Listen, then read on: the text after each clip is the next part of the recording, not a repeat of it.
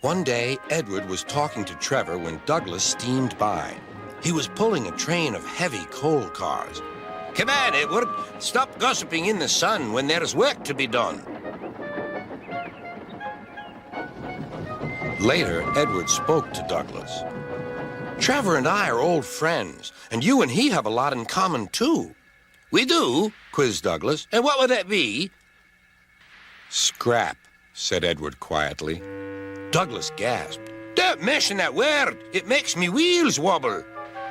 "It does the same to Trevor," replied Edward. "He was being sent to the scrapyard, but the vicar and I saved him, and now he's really useful again.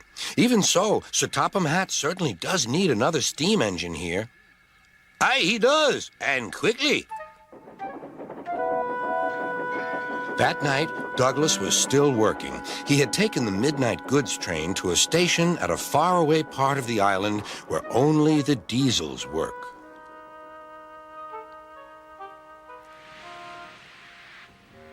He was just shunting, ready for his return journey, when... "That sounds like a steam engine," he thought. The hiss came again.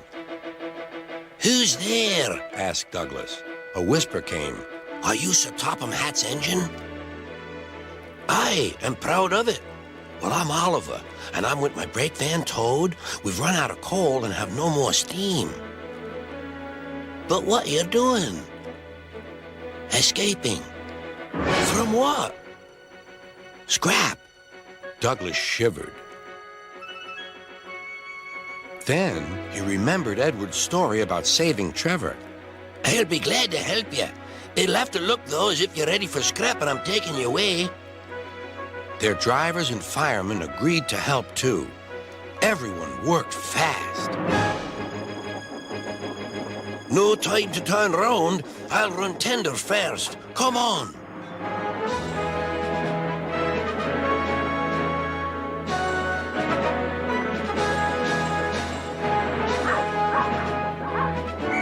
But before they could clear the station, they were stopped.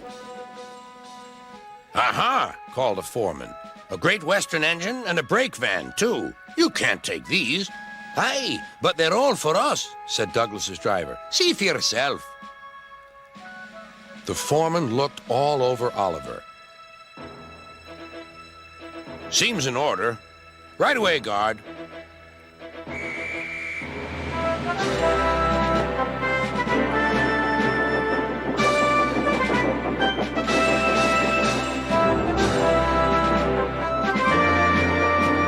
"That was a near thing."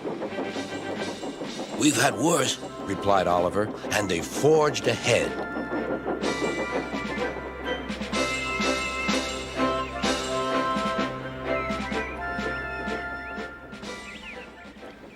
It was daylight when their journey ended. "We're home!" cried Douglas. "Shh!" said his driver. "There are the works. We'll find a place for Oliver." Oliver said goodbye and thank you, and Douglas puffed away. The next day, Douglas told the other engines all about Oliver. "Sir Topham Hatt will have to know," said James.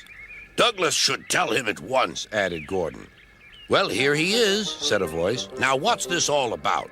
"Beg pardon, sir, but we do need another engine." "Yes, sir," ventured Gordon. "A steam engine, sir." "Well, unless one is saved from scrap, there's little hope." "But, sir, one has." "Yes, indeed. And thanks to you, Douglas, he is now at our works. Oliver is just what we need for Duck's branch line." Everyone cheered. Now Oliver and Toad are mended and painted in full Great Western colors. Duck and Oliver are happy on their branch line. The others laughed at first and called it the Little Western. Duck and Oliver were delighted, and so the Little Western it will always be.